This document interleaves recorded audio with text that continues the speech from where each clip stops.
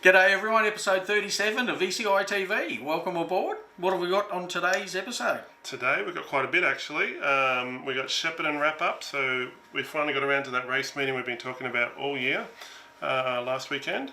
There's a new video that Paul and I did on how to fit a stem properly. Fut a stem. Fut the stem. So Tangent TID bars that we were talking about on Ultra. Unfortunately, Brendan Marshall's passed away, so we'll talk about that a little bit. New stuff from Alienation, which Gary has here on the desk. We caught up with Michael Bias and spoke to him about a few things. We're going to discuss the World Cups and the changes that have happened over the past couple of weeks, and a long list of upcoming events across the country. And we have Jake Hall with us, so we'll be back soon. G'day, he's Gary. And he's Shane. And you're watching ECI TV. You certainly are. Enjoy. Welcome back, everyone. I don't suppose I should say welcome back, because we said welcome at the start. We've gone, you are watching ECI TV, and now welcome back again. You are very welcoming, though. Unbelievable. I think halfway through this running we should stop and I'll go, welcome, everyone. Yeah. Anyway. Just to make sure you didn't forget. We're back. Alright, so in our new stuff, in our general discussion, we're going to talk a little bit about how to fit your stem properly so your handlebars don't fit video that Paul and I did. Gary, you watched it. What did you think? I thought Paul's foot part of it was better than your fit part of it. No, it was pretty good. No, the thing I like about Paul, he goes into so much detail and answers a lot of your questions without you having to ask it, because he just does go into a heck of a lot. And there was a lot of stuff in there that I wasn't aware of, and yeah, it's definitely worth watching. It's funny, it was the first video I sat down to talk anything tech with him before. He was a little bit nervous at the start, and so we never really had a script. We just figured we'd just start talking about stems and see what happened. But it originated because a lot of people have been saying to me, oh look, you know, I've got these handlebars, they need to be replaced because they keep slipping, and really it comes down to how you tighten your stem. Have you ever had your bars slip on you in a race? Yeah, it's a really loud noise. Yeah. So it takes quite a bit of force, right? So, you know, if you're not tightening them up properly, if you're... you can watch the video and you'll find out. Must be very off-putting having a slipping bar. A slipping bar? Sure. So what do you think of the video? I watched it. I know. We did determine that before. I just thought I'd put you on the spot. I could have made something up. What? We do every week. If you haven't seen that, we'll provide a link in the description. Also on BMX Ultra in the past couple of weeks, we did a feature on the Tangent TID bars. Have you seen the Tangent handlebars, guys? No? I haven't. So the BMX what? Ultra. I'll have to check that. Yeah, you'll have to. Otherwise, they're going to stop editing your videos for you. So TID stands for Triple Inner Dimensional Tubing, which I'm sure is just marketing for buttered tubing. It's a high-end, lightweight, post-weld heat-treated 13 buttered chromo handlebar, which is almost standard these days. It is pretty well. It doesn't sound like anything new, really. No, but it's a pretty cool A looking new bar. name. It's a pretty cool looking bar, and it's actually very popular as well. Tangent is a well-respected brand in the BMX community. G'day, Rich. And they're a 10-degree back sweep and 4-degree up sweep. If you want any more information, head over to bmxultra.com or check out Tangent. I'm not sure what the URL is, but we can provide that in the description as well. Very good. So I think you can do the next one. What is the next one? I can't read green or blue. What is it? It's not blue, it says RIP. Oh, Brendan Marshall. Yeah, unfortunately, Brendan Marshall, we found out a few days ago now, I suppose, earlier in the week, that he lost his battle with cancer. I did see a few very touching photos of a lot of his BMX mates around him in bed, and a few others supporting him, but yeah, he's been battling on for a while with that, and it's such a sad thing to lose someone so young. So yeah, I had a fair bit to do with Brendan a while ago, but not more recently. Yeah, I haven't spoken to him a lot over the last few years, but I remember his squeaky voice and red hair getting around the BMX track early, oh God, it must have been early 90s maybe. Yeah, it would be. So our condolences out to his family and friends and everyone feeling the pain, but yeah, sad news, unfortunately. Yes. And Alienation, we've had a couple of things come in from Alienation. One is long-awaited carbon rims. So I might have to go off the script here a little bit. The ACME carbon rims. So they're a standard 406 by 26 mil carbon rim. They're out of Toray T700 composite. So they're a super lightweight, super strong, high quality carbon rim. Comes obviously, like all these days, in a brake or a disc version.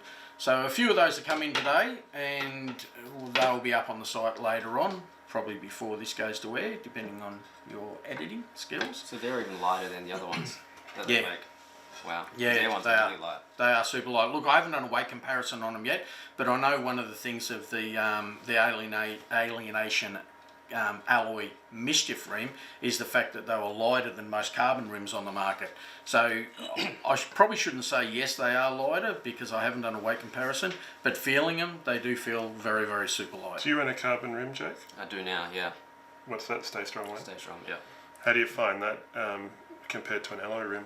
Oh, much better. I like it stiff, especially out of the gate, for sure.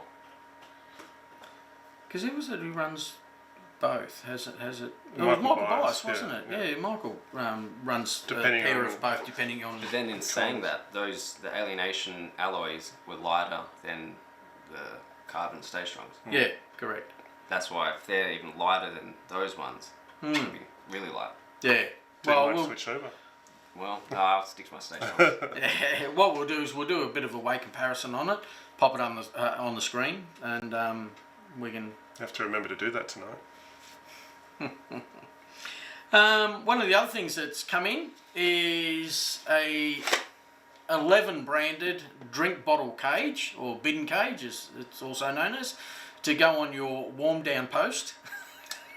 It's a cool down post or a post extender. I just thought I'd put just that in there lost for a you, lot Ryan. A lot of viewers have just turned off. Yep. So yeah, it just simply goes onto your post, which allows you your warm down, cool down post, which allows you to pop your drink bottle on, carry that around. Obviously, there's a lot more room there with the seat in it, but yeah, just so you're not rolling around trying to find your drink bottle. It's all there in one nice, neat little package. So they're available now on our website or through dealers. I won't have that sitting there. Probably be annoying. One other thing that's come back into stock is the Renan Smart Sprint computer. These are unique to BMX racing. So they've been designed by George Costa at Renan specifically for BMX racing. Now, unfortunately, because they are designed by George Costa and he's American, they do only come in miles per hour, so they're not convertible over to metric. But the good part about it is it doesn't really matter whether it's metric or imperial because of the way they're set up. You can actually set them to a maximum speed, to a speed of like 20 miles per hour. So it will time you. So you don't have to do anything in regards to it on the gate or anything. Or when you finish, you don't have to press a button. At the end of your training session, it'll tell you how quick you got to 20 miles per hour. Or the distance it took you to get to 20 miles per hour. It'll also, you can preset in a distance. So like if you measure out, unfortunately in feet, you can measure out to the first berm or the first obstacle and it will automatically time you to that distance. So let's say the first obstacle's at 50 feet. It'll give you a time from when you start pedaling to that obstacle. And so you can try and better the time to that obstacle each time. It'll also give you a maximum speed. So you can either try and better your time or better your speed. That's handy for sprints. So instead of getting those tripod definitely. Saves setting everything up. The other good thing about this, it has 3 sender units. So you can actually put 3 sender units on your front wheel, which means that you get a lot more accuracy as opposed to majority of computers that just have a single sender unit. So it takes into account that when you set it up initially for your bike.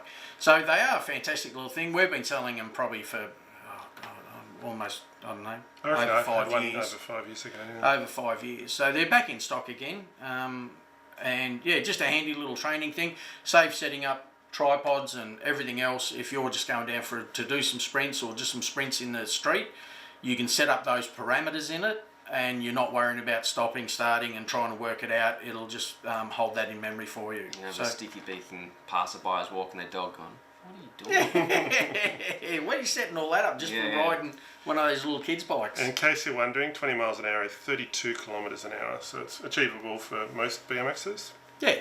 So it's yeah. Look, it'd be great if it was in metric, and I dare say if there's a version 2 ever released, it will probably have that as an option, that it's metric. We do have all the spare parts for it too. Spare sender units in case you do lose one off your spokes, or base cradles and everything like that. So we do carry a bit of a range of spare parts just in case. They're about $115 roughly, so quite affordable, and yeah, great little thing that you can use moving forward. Now, we could move on to the bias opinion, but before we do that, I just realised we haven't introduced Jake and had him introduce himself. Just third wheeling here. So, Jake, how long have you been racing for? Well, I was originally from Perth, and I was racing back then when I was like 5 years old to maybe about 14, 15. Stopped racing BMX and then started racing downhill mountain biking with my brother, competitively in Perth, and then stopped that and then just kept riding recreationally mountain biking, like 4-cross and downhill over there and here. And then, as most 30 plus riders over here, you have a wife, a kid, you need that little spark in your life, so you pick up your childhood hobby of racing BMX. So it started 2019. I started racing again, and yeah, now my wife's a little bit angry that I'm too full on and think I'm semi-pro, but it's good fun. What was the first track you came back to race? Knox. I did a Knox clubby, so that's I guess my local. Yep. It's about 20 to 30 minutes away from me. And then, yeah, from there, my first, and then to the start of 2019, I think it was a Shepparton Open Round, the state series, and then that was my first big race. Drove down there, first time riding the track, and then raced age, and I managed to win it. So I'm like, oh, this might be the go. I'm gonna stick with it. So you quit your job and went pro? Yeah, of course. Yeah. That's gonna pay the mortgage. How do you find it in comparison in WA compared to Victoria? Because I know I did hear you comment yesterday that the Masters, is it, or the older age is quite strong here in comparison to over in WA? Yeah. So again, I haven't been in the racing scene for that long in Perth. I went there and raced the state titles in, I think it was 2019. So I went back home just to see the family, just an excuse to race again. The Masters, we probably had 6 or 7 riders. Okay. And even now, at their state series rounds, they can't put together a Masters class. They, if you're 30 plus and want to ride, you have to ride super class. Whereas here, well, this year specifically, Masters is really picked up and quite a strong class. Because even when I started in 2019 over here, there wasn't really a Masters class. But then now things just been built up, so it's good. So your main opposition over there would be KY? Yeah, and the rest of them. Oh. Yeah, I don't, especially I suppose, Masters over there for the Nationals, he would have to come back and wipe the floor with everyone, wouldn't he? I know. I did comment to Jake the other day that Kaylin had ordered a 52.9 chainring from us, and you were sort of partly devastated there because you're going, he's in training. All right, I'll race age then. No Masters for me. And the rest of them, they run over here. Like we had, I think, good 15 riders at Shepparton on the weekend, and they're just all heavy hitters. So. Great class. It just seems like there's so many people coming back into the sport that sort of older age class and Masters and everything is really getting strong. The group was so tight in the finals, it was hard to see what was going on without going back through the video and watching each rider almost individually. And any one of them could have won. Yeah. But also, I've had a lot of comments like watching the Masters class is almost more entertaining or more fun to watch than this. Obviously, the super class is quite spectacular, awesome to watch. Yeah. But yeah, even watching the Masters it's a good viewing because I think it's less predictable. Is probably the best way to sum it up. Yeah, a bunch of old guys just going at it, I suppose. Now, speaking of Shepparton, you had a bit of an incident in your final where you unclipped on the gate. Yeah. So I had a shocker on Saturday. Went back Saturday night. I think I had a pizza, regrouped, and then fought back to make the final on Sunday. Built myself up way too much, and then just blew a clip, and then just a whole lot of anger went into my legs, and I just fought back to a fourth, so it was good. I must admit, it's one of the highlights of the weekend, I reckon. I mean, obviously I follow you on a few of your races, but to see you come out of the gate stone motherless last and a long way back, like multiple bike lengths back, and I thought, that's it, you've blown the race, here's an 8th, and for you to finish 4th, for you to come back and fight through that moto and overtake so many people, it was a real credit. You sort of, we were talking about it earlier and thought, geez, the potential of if you hadn't have blown it, and I know you said that it was a lot of anger and everything, that your 8 gave you that extra strength, but the potential was there that you could have blown that class away. Does that mean before his next final we have to pick on him and slap That's him? right, around? we'll just get him real angry. Loosen one of my clips and then Hulk smash. sort of push it up. Now I think I can do it, and then it's just going to... Pressure's on now, Yeah, everyone's exactly. going to be looking at you going... Love pressure. Yeah. All right, so maybe we'll get back on to the bias opinion. So last night I was on a call with Michael Bias, just catching up with him over all the activities he's been up to the last 4 weeks. So there'll be a video that we'll insert here and you can watch that. But basically we're talking about the Red Bull Pump Track Qualifier event they had in New Zealand and how he went, the World Cup sort of coming up and how he's preparing for them. There's a fundraiser for Michael because of the whole COVID thing and how expensive it is now to travel internationally. A couple of the clubs in New Zealand are giving him a bit of a helping hand, and there's potential for any of you viewers that are Michael fans to also help him out. And he's already had his first round of COVID vaccine, so we talk a little bit about that. So make sure you watch the video. He's always quite entertaining. Always got lots to say. It was one of the things that I found amazing. I know I haven't watched the video clip yet, but just talking to Shane about it, is that the cost involved. Like he was quoting figures of something like $15,000 he needed to compete, and that's not including his food and things like that. And he subsidised and helped out a little bit with the New Zealand government and everything, but he's still got to come up with $15,000 just to Is that just for the one round? Or no, circuit? that was 2 rounds, I believe. Yeah, so it is a lot of money to be self-funded and partially self-funded. It's amazing the amount of money you've got to come up with. Like most BMXs. It's all self-funded, mostly. That's right. So if you do have an opportunity, watch the clip, and if you can dig deep a little bit, maybe help him out a little bit. That'd be great. G'day Michael, and thanks for joining us again for the bias opinion.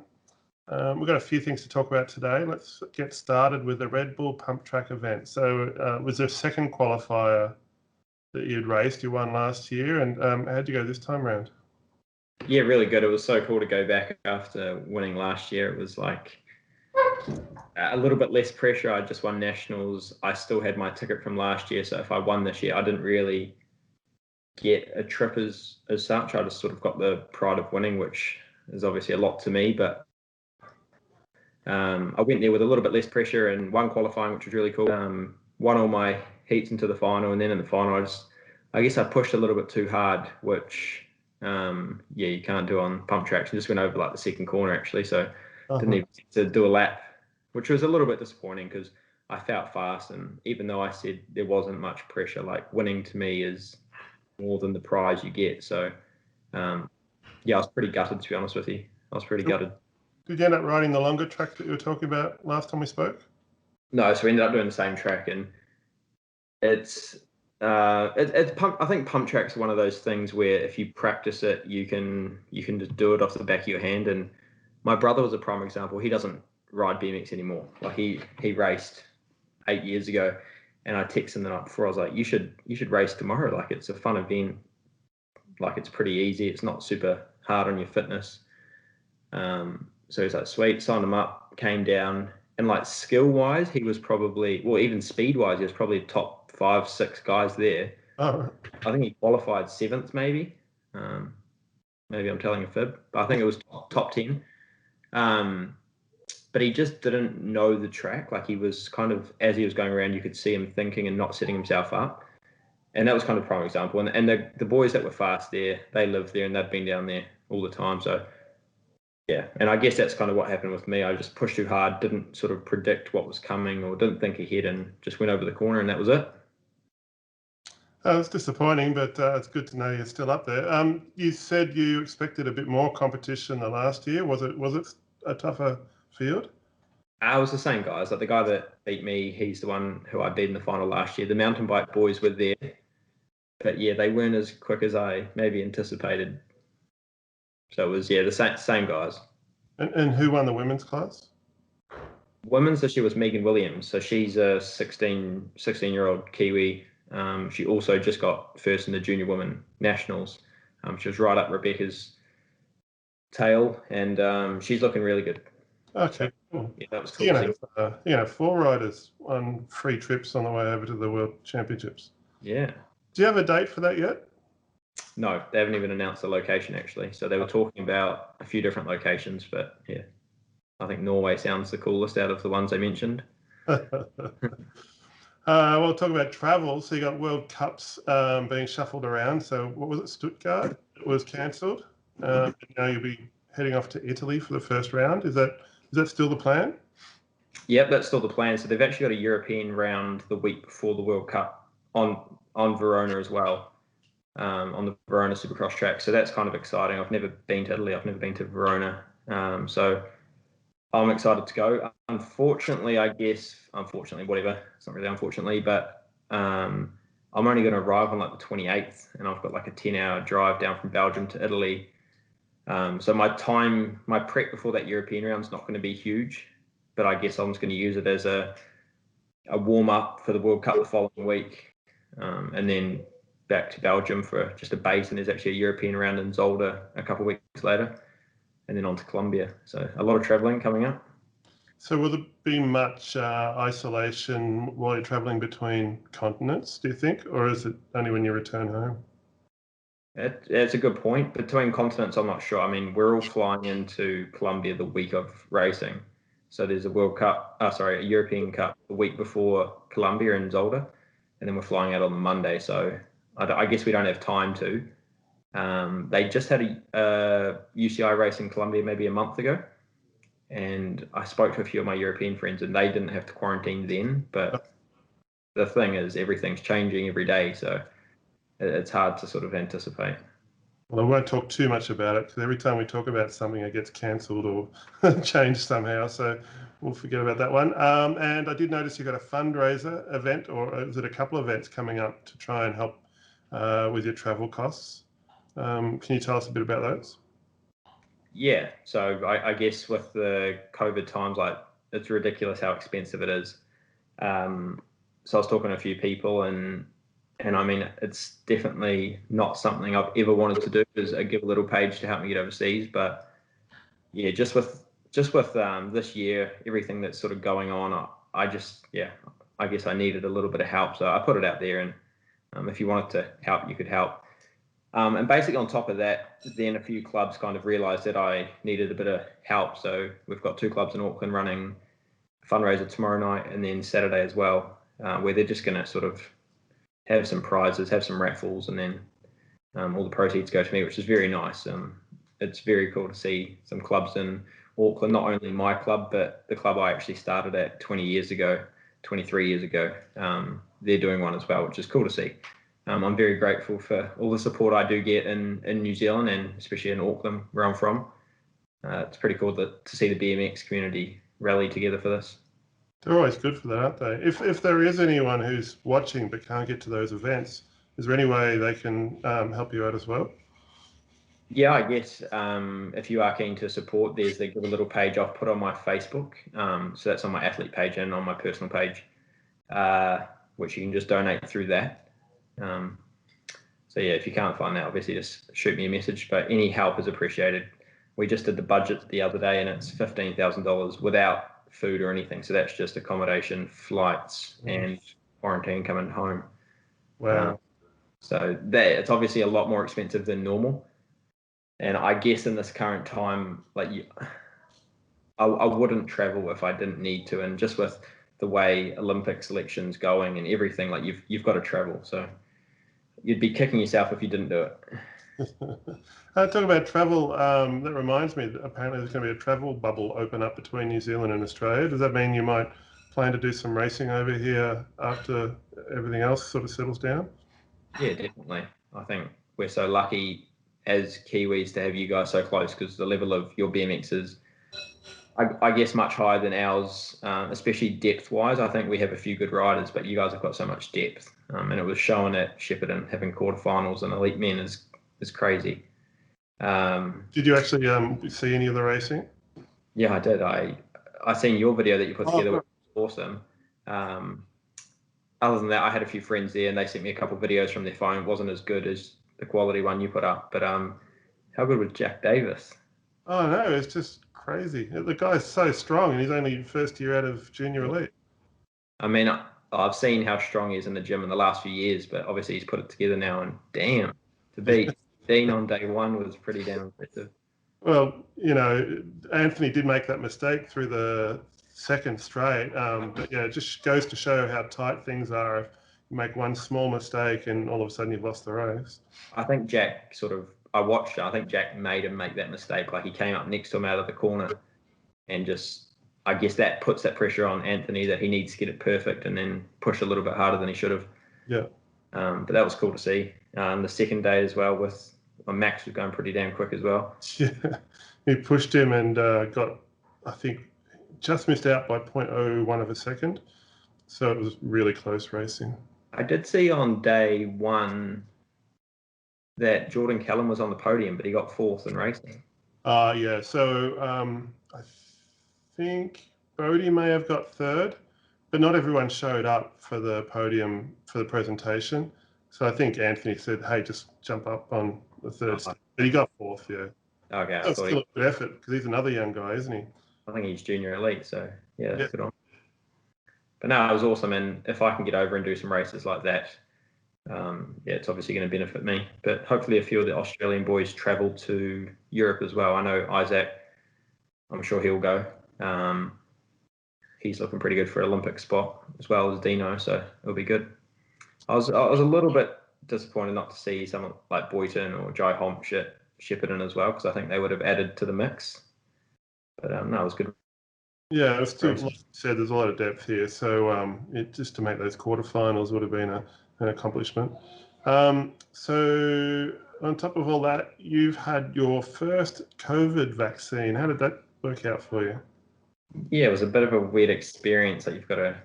I mean, there's no COVID in New Zealand, so life's pretty normal here. But when I went to the vaccination car park, I guess it was, you've just got to park in your car. A nurse comes and gets you out of your car, and then you've just got to walk through this big hall, which is quite weird. And then so you get the jab, and then sit in this massive hall of 50 or 60 people for 20 minutes, and they just look at you just to make sure you don't drop dead, I guess. And they come and tap you on the shoulder and say, you're good to go. So it was a bit weird, but no, I think it's probably the safer option when I'm traveling Europe to get the vaccine before I go. Yeah. Thankfully, I had a dead arm for, say, 4 or 5 days. All right. Which is worse than a normal vaccine, but no fever or headaches or anything. So yeah, hopefully the second one's similar. How far between the first and the second jab? 3 weeks. You got to wait 3 weeks. So it'll be just before you take off? Yeah, so I mean, ideally I would have flown out, I guess now or a while ago, just to get over there and prep before I was going. But when Cycling New Zealand kind of said they could get me the vaccine, I was like, okay, I better get that. So yeah, get the vaccine on the 24th, fly out the 26th. So hopefully there is no symptoms. Yeah, like you say, it's going to make it a lot safer for you to travel. Like a lot of Europe is pretty hard hit by COVID, isn't it? Yeah. So yeah, it's so stressful. Like there's things like we had trouble flying into Italy. Like our travel agent was telling us you might not be able to get into Italy. So I was like, what? Like that's not something you normally have to deal with. So now I'm flying into Holland, and my friend's going to pick me up and then drive me down to Italy. So there's lots of, I guess, nervousness around, are they going to let me in? Can we go between countries? Can I get into Colombia, etc. But I just can't wait to be over there, to be honest. You're not going to be the only New Zealander competing at those races? Yeah, Sarah and Rebecca they were going to Colombia, and I've heard they've just pulled out. So I think I will be the only Kiwi going now. Oh, hopefully there's a good crowd and good field down there too. Yeah, I've heard that they're just going to do no spectators and rumours of getting rid of amateur for the European round as well. So elites only and no spectators. Oh, hopefully there's a live feed then. Yeah, I'm sure there will be a live feed for World Cup.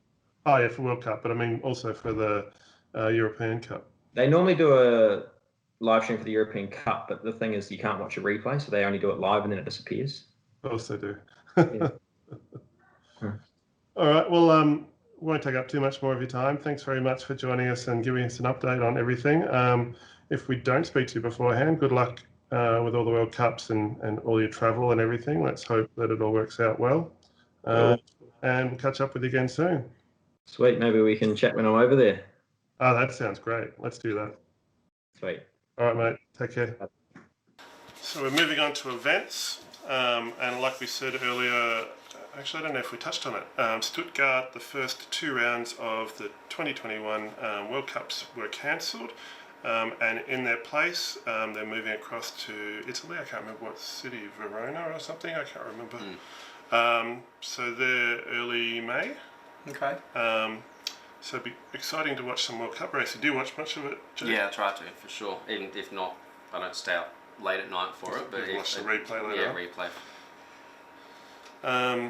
Do you watch the World Cups, Gary? No. No. Too busy. Not enough fishing in the World That's Cups. right. No, I do. Look, if they're telecast during the day at all, we quite often have them on here in the office. But yeah, my sleep's too important. There needs to be more of them so we can keep up to date with it. Yeah, absolutely. Like everyone keeps up with the Supercross and all that sort of stuff. So I did write down here that we talk about Shepparton wrap up. It was a big weekend. Gary, unfortunately, yeah, I was double missed out on booked. Fishing. Fishing. I actually was. So we had a big weekend with lots of cool racing. Like you said earlier, Jake, it was good to sort of, if you had a bad day on the Saturday, you could make it up on the Sunday, and we kind of followed through and did that. What was your highlight apart from your own racing? What was your highlight for the weekend? Just the vibe. Everyone is super happy to be there because Marbo. Yeah. Marbo? The Marbo. The Marbo. It's all about the Marbo and the vibe. And the Constitution. People know what I'm talking about. Is this you have to be above a certain age, or because that is when I'm above a certain age, and it went zoom for me too. Dale's out digging a hole at the moment, so roll on. No, it was good. Shepparton was absolutely buzzing because they had a triathlon there as well. So the whole vibe in the town was good. Struggled to get accommodation for most people, even reservation for dinner. But the actual racing was really good, especially off the 8 metre. Watching that was awesome. They had quarters, so that was they had the World Qualifier there, but for a Vic State Series to see quarters and competitive racing for there is and as we said before, the Masters was awesome to be a part of and watch the final from the Saturday as well. Such an impressive venue and everything. I mean, I know I didn't go up on the weekend, but the film clips that we've put up during the week from the 2 days that Shane did a fantastic job of editing and the rest of the crew did a good job of filming. But yeah, it's just so impressive to see and such a good looking event. The surrounds and everything, it'd be fantastic just to be involved in it. Yeah, for sure. And even the staging at the back, and we can put up pit tents near the staging. You've got the velodrome, the warm down. I have to backpedal a bit. Sorry. Zach Main also helped with the editing on Sunday's race. That's right, he did too. So just make sure he gets the credit because it's credit's due. For me, a highlight was watching Jack Davis take advantage of Anthony Dean's little mistake in the second straight. Did you actually notice that? Yeah, zoom shot from watching the replay. Yeah, he just went up and was, so Jack's, I think, first year out of elite. First year out of junior elite. So very strong young rider and definitely a rider to look out for. Interviewed very well too. He did. Very well spoken. Yeah. It was good to see a whole heap of obviously because a lot of guys missed last year, like everyone else, but then the younger guys have come through, and even noticed Jordan Callum from WA, he's first year junior, and he made the final both days, which was pretty awesome to see. There's a big future ahead. And Anthony was consistent. Anthony Dean, he got the second on the first day, first on the second day, narrowly over Max Cairns. But when you're talking about consistency, it was kind of a bit missed out that Bodie got third both days. So, you know, he was on the pace both days, up on the podium both days. He's riding really well as well. Must be the hubs. I did hear that Zach Webb, who won Masters on the Saturday, forgot to enter for Sunday. So I think he did a bit of you'll be devastated. I saw him in practice, and I knew that his name wasn't on the list. I thought he was going to go back home to New South Wales, and I saw him in practice. I'm like, oh, this is interesting. And then he didn't even realise that he wasn't. So you'd be gutted because you won the day before. You'll be going to Sunday like full of confidence, ready to go, and there's I better drive home early then. I was happy he wasn't racing. There's one less, fast guy to race. It was a pretty amazing effort by all the women. A lot of the women who I wasn't expecting, the younger girls coming into the elite class or the super class, jumping the first two sets of doubles. A big effort. Especially on Sunday, there was a massive headwind. Yeah, It made the legs burn going down that first straight. So that was scary. Yeah. Definitely credit where credit's due. And Caroline put on a bit of a show, she won every moto and did it in style pretty much every time. But I'd never seen Sienna Powell race, and she was looking pretty fast too. Was she, junior or was she a junior? I don't know, actually. Don't know. So it's good to watch a lot of interstate riders we don't see very often and get to see such competitive racing. Sure. Could have sat there all day and just watched these guys go around the track. You did? I didn't actually. Spent half my time trying to get my breath back after racing. Because we were in staging as they were going down, and we were just straight after them. Yeah. So we couldn't watch them either. Just the quarters and semis, I suppose. Lucky someone videoed it. Yeah. So make sure if you haven't seen the racing, if you were there and didn't get to see so much, go and check out the videos that are on ECI BMX's YouTube. Especially the Saturday Masters final. There's a lot going on there. Oh, the Masters. One man causing so much carnage. So Luke Pretlove, who won the first round in Warrnambool, I think he would have been relegated 3 times if it could potentially be relegated good 3 effort. times. Really good effort. He kind of made a few mistakes, but still kept himself in the race, and just poor guy, couldn't put the lap together, and then he crashed out on the Saturday. So yeah, I guess that first round was good for him, but these last two will be a bit devastating. No, exactly. I think it just, what's it, white line fever? We just actually crossed the white line. Actually, going back to the Masters, Andrew Jackson put in 2 good efforts, a second and a third, and I think that's got him in the series win at the moment, in the series lead. Fantastic. Yeah. Jeez. Oh yeah, because I think he did well at Warrnambool as well. Yeah. I forgot about the whole, accumulation total. Yeah, series. yeah. I just keep going round by round, but yeah. And it was good to see Jake Sverns take another win in the Masters men too. I thought he looked off the pace a bit on the Saturday, and then someone goes, no, it's just Jake, you watch him, and sure enough, the next day he came out and won. So we haven't had a lot of racing to talk about in the past, but I started going through and figuring out what races are coming up over the next 2 weeks, and there's a big long list of calendar. them. Yeah. So let me read those out, or should we just display them on the screen? Just put them on the screen. Oh, we'll put them on the screen. You don't have to listen to me talk anymore. What are the big ones then? Well, the big ones. Well, these are all state series races. Okay. Why don't you read it? Well, I'll read it, and then I can edit it out. Because I want to hear it as well. So in New South Wales, on April the 18th, is Lake Macquarie.